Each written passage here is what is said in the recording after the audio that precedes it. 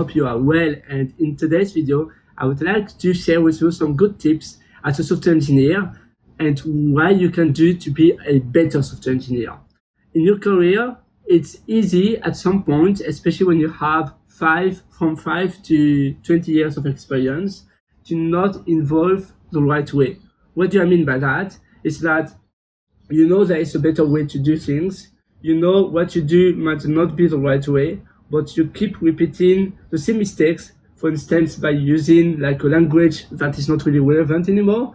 You would still use Perl, for instance, or you would still use maybe only server rendering, and you know that maybe you should have client rendering instead, and you should use an API. And okay, server rendering is good, but there are also some disadvantages of this approach. You would use a design pattern that is actually a empty design pattern, or when you are coding, it's just a bit of a mess. You don't really organize your code very well. You don't really pay much attention on cleaning up your code, or those kind of things. And that's a real danger, because then you will end up with a unelegant code base, and you will just be not normally in your career. You should be as more years of experience you get, you should always be better.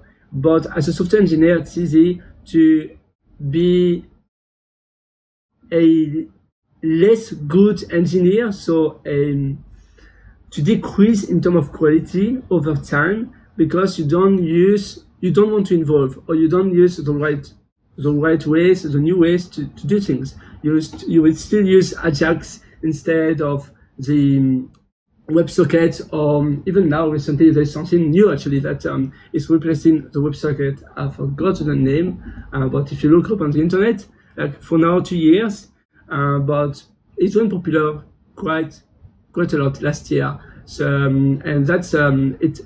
Every time it's not just to release something new, it always fixes issues that in the past with the other technology it used to have. Like Ajax, it has pros and cons, but it's not the best, and it's only one way.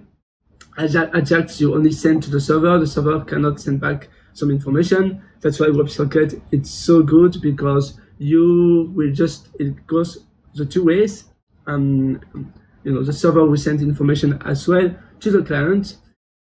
Now, sometimes you would still use a template engine. If you are doing PHP, you would still use Smarty. But wait, it's time to wake up. Maybe, Smarty used to be a good way. It was a good practice to use a template engine back in 2008.